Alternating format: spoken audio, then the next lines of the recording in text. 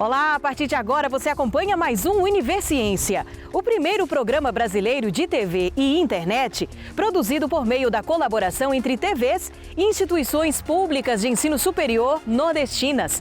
Vamos conhecer hoje algumas das pesquisas científicas produzidas por essas entidades. Pesquisa da Universidade Estadual do Sudoeste da Bahia evidencia por que o Brasil demorou 50 anos para condenar crimes da ditadura. Estudo da Universidade Federal de Sergipe comprova a eficiência da cirurgia bariátrica no controle de doenças associadas à obesidade. Na Universidade Federal do Ceará, cientistas estão empenhados nos estudos para a recuperação de manguezais.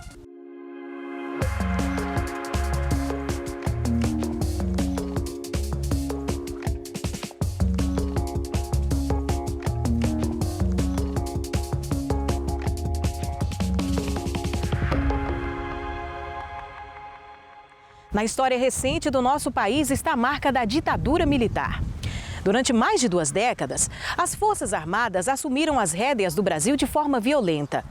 Entre os resultados estão perseguições, desaparecimentos daqueles que tentavam se opor ou denunciar os crimes do regime. Em 2021, pela primeira vez, a Justiça brasileira condenou um agente da ditadura pelos crimes praticados durante o período. Mas por que demorou tanto tempo para a Justiça começar a agir? É o que busca responder uma pesquisa da Universidade Estadual do Sudoeste da Bahia.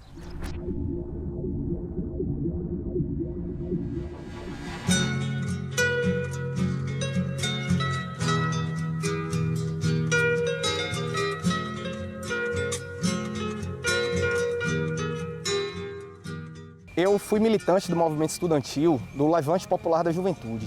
E no ano de 2011, 2012, o Levante se envolveu de uma maneira muito forte na luta pela punição dos torturadores da ditadura e pela instauração da Comissão Nacional da Verdade. Então eu participei de algumas ações chamadas escrachos, onde o nosso movimento social denunciava que várias pessoas que foram sujeitos ativos na ditadura ainda ocupam espaços de poder e sequer foram processados. Então foi nesse período que a Comissão Nacional da Verdade foi instaurada. E ali, na graduação, eu comecei a minha pesquisa e o meu interesse sobre esse tema. O resultado final, o relatório da Comissão Nacional da Verdade, ele foi entrelaçado a todo instante por disputas políticas. Então nós temos no Brasil ainda as Forças Armadas que não reconheceram que houve golpe no Brasil, não reconhecem que houve tortura. Nós vimos agora, recente, os exemplos da discussão em torno do Enem. Já temos visto, inclusive, uma tentativa de revisionismo histórico, como se não tivéssemos tido uma ditadura, mas sim uma revolução. Então, nós fomos estudar justamente essas disputas e essas que nós chamamos de batalhas de memórias. Então, de um lado, nós tivemos ali o grupo dos militares e daqueles que apoiaram a ditadura. Então, esse é um grupo que nós identificamos e que alguns pesquisadores vão dizer que eles têm, inclusive, uma chamada memória ressentida. Por outro lado, nós tínhamos pessoas que são familiares e pessoas que foram vítimas e familiares de vítimas da ditadura.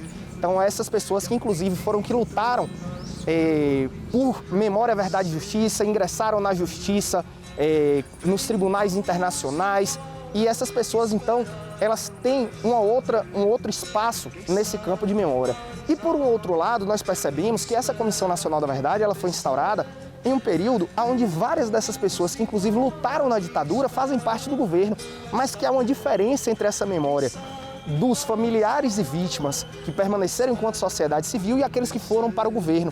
Então nós percebemos que em decorrência das disputas dentro do governo, o Partido dos Trabalhadores, o PCdoB, o PSB estavam no governo, tendo que compor com os militares. Então nós percebemos que ali havia um terceiro grande agrupamento de memórias que nós vamos chamar de memórias enquadradas, que inclusive algumas das questões que digamos que sejam feias, questões que em regra nós não vamos ver sendo colocada, como por exemplo, de fato houve a luta armada, de fato pessoas foram mortas por pessoas da oposição à ditadura, sim, porque essas pessoas estavam lutando uma guerra contra a ditadura. Mas, por exemplo, esses espaços eles não aparecem nessa chamada memória enquadrada. Então nós fomos identificar esses 3 grandes eixos e ver como isso foi se refletir no relatório final da Comissão Nacional da Verdade. Vem, vamos embora, saber. Quem sabe faz a hora, não espera acontecer.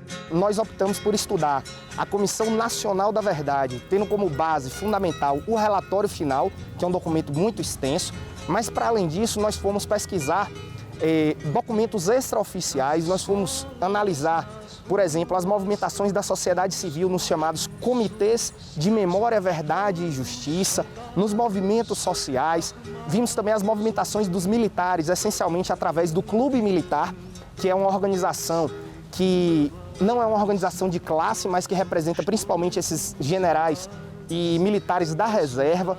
Então, entendo que a importância da nossa pesquisa, que foi orientada pelo professor Dr. José Dias, é uma pesquisa que vem trazer principalmente para as novas gerações conhecer de fato o que aconteceu e entender que mesmo essa questão da história e da memória, ela não se dá dissociada da política. São enfrentamentos, são conflitos que nós temos. E se a história é escrita de uma forma, é porque algum setor da sociedade teve mais força para que essa história fosse escrita dessa forma. Então, é um esforço também de nos somarmos na luta por memória, verdade e justiça.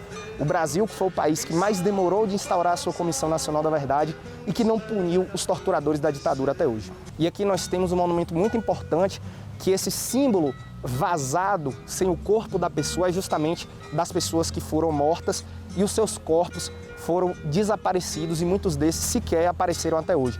Então aqui a gente convida vocês para vir na Praça Tancredo Neves, no centro de Vitória da Conquista, e conhecer o nome dos baianos e baianas que tombaram na luta contra a ditadura.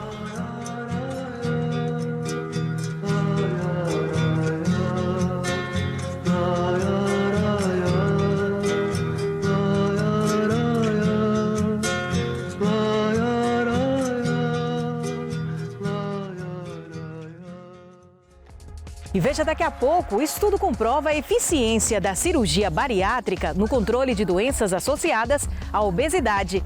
Univerciência volta já já.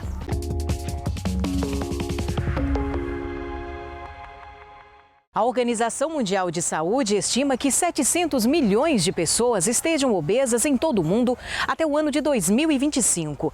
E isso acende um alerta para os riscos à saúde dessa população, que pode, inclusive, ter a vida reduzida por conta da doença. A mudança de estilo de vida por meio de hábitos alimentares, prática de atividades físicas e redução do consumo de bebidas alcoólicas é o primeiro passo para o controle da obesidade. Uma pesquisa da Universidade Federal de Sergipe também comprovou a eficiência da cirurgia bariátrica no controle de doenças associadas à obesidade. Nós estamos vivenciando uma pandemia de obesidade.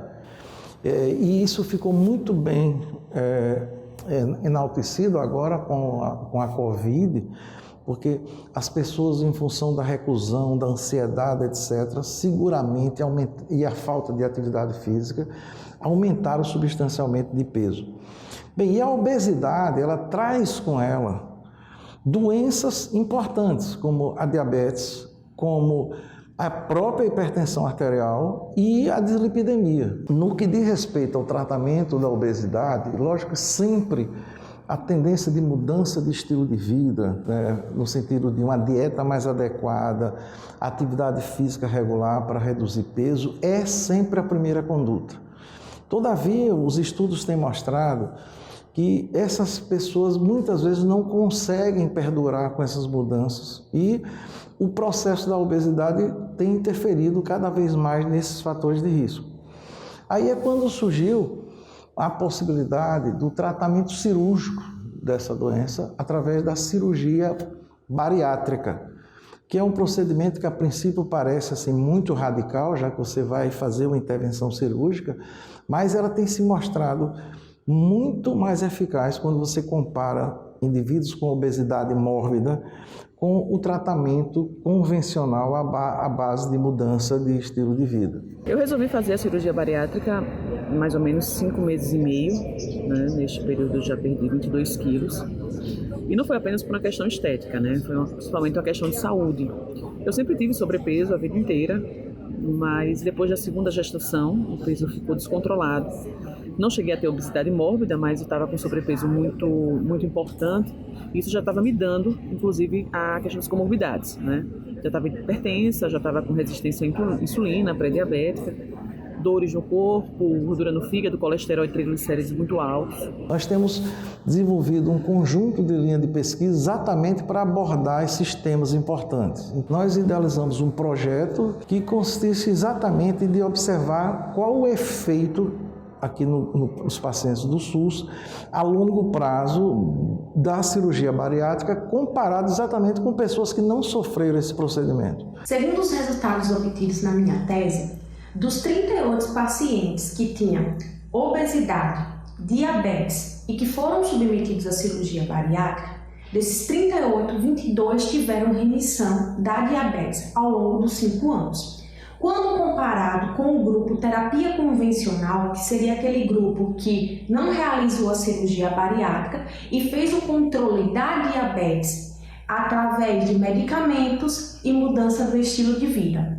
Desses 38 pacientes, apenas um paciente ao longo dos 5 anos teve remissão da diabetes. A ideia é de que esse procedimento pode ser realizado também em pacientes do SUS e ele traz um benefício amplo para aquelas pessoas que são obesas mórbidas, que eram condenadas não só a infarto, derrame, como também problemas articulares. A gente sabe que esses obesos sofrem com frequência de necessidade de cirurgias de reconstrução de quadril, de joelhos, assim por diante. Os resultados encontrados nos primeiros 3 meses após a cirurgia bariátrica, eles se mantiveram após a cirurgia até os 5 anos, que foi o tempo limite que a gente acabou investigando. E é impressionante, assim, como as taxas metabólicas, elas já baixam em muito pouco tempo. Eu já saí do hospital, inclusive, sem tomar mais remédio de pressão. A minha pressão hoje é absolutamente estável.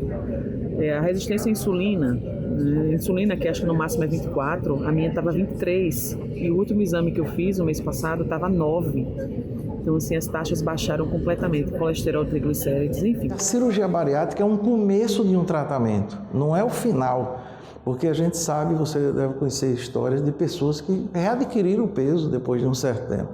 Então, ele vai ter que, paralelamente ao procedimento cirúrgico, vai sempre ficar acompanhado por uma equipe multidisciplinar que envolve nutricionista, às vezes envolve psicólogo e eventualmente cardiologista ou outros profissionais, a depender da comorbidade que o paciente apresentar. Isso deve ser continuado a vida dele, né? Quando uma pessoa é diagnosticada com tendinite, isso significa que um de seus tendões está passando por um processo inflamatório que pode, entre outras situações, ser causado por esforço repetitivo. Quem sofre com esse problema sente aquela dor forte na região que está sendo afetada, que irradia para outras partes do corpo e piora quando há movimento. E que tal um tratamento que pode trazer alívio em curto período de tempo e que ainda é mais acessível à população? Pesquisadores da Universidade Estadual do Piauí estão desenvolvendo um creme usando como base a folha de caju, que possui propriedades auxiliares no alívio das dores da tendinite. Vamos entender mais sobre essa pesquisa?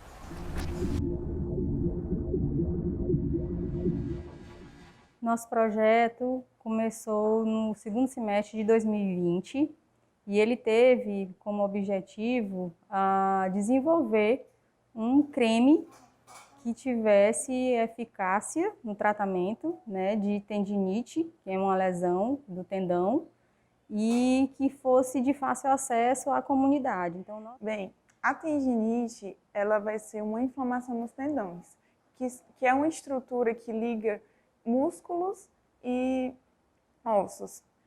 E ela acomete de forma por esforços repetitivos, é uma causa bem comum dentro da população. O creme trará soluções mais eficazes e com um curto período de tempo. É o que a gente busca, né? Além de ser um tratamento acessível, que a gente pretende ser de baixo custo, por conta das aquisições da folha ser de fácil acesso. Os projetos aqui do Núcleo de Pesquisa, eles são sempre, né, nessa linha de do tratamento eficaz e de baixo custo, muito acessível à comunidade. E a folha de caju, porque já na literatura consta que a folha possui substâncias que promovem a desinflamação, né, desse quadro de tendinite, é antioxidante. Então, ele tem propriedades muito boas para que se chegue a um creme, né? No caso, a gente encontrou foi um creme que que traga esse resultado, um resultado de tratamento rápido e de baixo custo. O que a gente fez? A gente pegou as folhas, tá, de um cajueiro específico, então foi da mesma árvore, colocamos para secar e a secagem ela tem que chegar até o ponto da folha estar craqueladinha. Ela foi pulverizada, né, foi colocada num liquidificador industrial e foi pulverizado. Depois que pulveriza, é colocado dentro desse pozinho álcool, tá? Álcool 70, porque aí é uma substância hidroetílica, e para poder depois ser filtrado. O filtrado é que passa por um equipamento que a gente teve colaboração com a Universidade Federal do Piauí, para passar por um aparelho chamado rotaevaporador, para sair dali só o extratozinho bruto mesmo da folha do caju, para que fosse adicionado a um veículo. Veículo pode ser um gel, pode ser um creme, e a gente testou vários veículos e o creme foi o que foi melhor, né, para a utilização desse tratamento. Então é um creme dermatológico à base da folha de caju para tratamento de tendinite. Veja daqui a pouco, cientistas da Universidade Federal do Ceará estão empenhados nos estudos para a recuperação de manguezais. É depois do intervalo, a gente volta já já.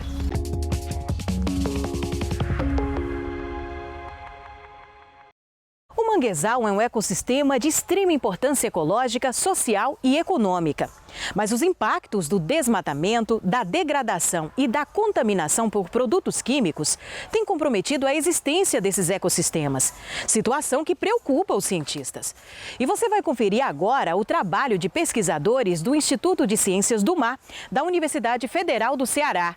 Eles desenvolvem diferentes estudos para entender como se dá o processo de recuperação de áreas de manguezais.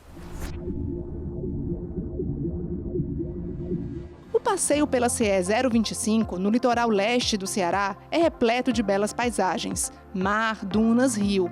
Mas a região também enfrenta desafios ambientais, e um deles está no manguezal do estuário do rio Pacoti. É lá que a UFC desenvolve estudos para recuperar esse tipo de ecossistema. Quando você vai fazer um programa de recuperação, você precisa fazer o que a gente chama de ecologia forense. O que é isso? É descobrir como essa área era antes, o que causou a degradação. Nós começamos a fazer levantamentos históricos e descobrimos que a área era uma salina, que tinha funcionado do final dos anos 60, 50 até o começo dos anos 80. No lugar onde havia sido instalada a salina, a existência de um dique, uma espécie de parede, impediu durante décadas a recuperação natural da área. A estrutura barrava a entrada da água do rio no local, o que deixou a salinidade do solo muito alta. Esse solo com muito sal dificulta o crescimento de plantas. Então, para que haja o crescimento de plantas, para que esse lugar ele possa ter de volta uma restauração do ambiente, tem que recuperar uma hidrologia, tem que fazer a água entrar para essa salinidade diminuir. E aí a salinidade diminuindo, as plantas voltam a crescer. Planejamos recompor a hidrologia da área, ou seja, fazer com que a água das marés voltasse a essa área, né, com mais frequência, maior alcance. Fizemos canais para permitir a água do rio Pacoti entrar. Você abre esses canais, fura essas barreiras, permite que a água volte, e a água, então, ao voltar, ela começa a lavar aquela região e, obviamente, ela vai levar embora o que tiver de contaminante ou o que tiver de excesso de sal. Em 2017, ao mesmo tempo em que os canais estavam sendo abertos nos diques, vegetações típicas de manguezais foram plantadas. Os pesquisadores queriam saber se as plantas iriam se estabelecer e crescer. Mas antes dos manguezais se consolidarem, uma outra espécie chegou, as herbáceas, também conhecidas como plantas pioneiras. São chamadas de pioneiras porque elas são as primeiras espécies que se estabelecem em um ambiente. Elas também são chamadas de espécies enfermeiras, porque elas é como se cuidassem do ambiente para outras plantas conseguirem se estabelecer. As plantas herbáceas têm um papel importante na colonização de novas áreas pelo mangue. Elas ajudam a aprender, digamos assim, a aprender o propágulo, né, que é a semente do mangue, que a gente chama de propágulo, e fazer com que aquela semente se fixe ali e que cresça ali naquela região onde existem herbáceas. A gente contou o número de plantas que estavam se fixando, que estavam colonizando, e a gente também mediu, monitorou o crescimento delas, né? De mês em mês a gente fazia campanhas ao mangue para acompanhar o crescimento daquelas plantas, e a gente viu que mais plantas chegaram em locais que haviam essas herbáceas, né? Essas espécies de herbáceas. Então, mais plantas chegaram ali e elas tiveram um crescimento considerável, né? Comparando a áreas que não tinham essas herbáceas. Depois de 4 anos, os pesquisadores sabem que ainda há um longo caminho pela frente. Isso porque os estudos mostram que a recuperação de manguezais é um trabalho de longo prazo. Mas, até agora, as respostas têm sido muito positivas. Desde que a gente abriu o canal e plantou, os caranguejos começaram a aumentar. E junto com o aumento dos caranguejos, o mangue começou a crescer. A gente percebe que ali não está só se recuperando só as plantas, né? A gente percebe que todo o ambiente está voltando. A gente vê já animaizinhos, a gente já vê a questão de caranguejo, questão de molusco em si nas plantas. Enfim, a gente vai percebendo essa sucessão ecológica não só entre as plantas, no ecossistema em si, a partir da recuperação.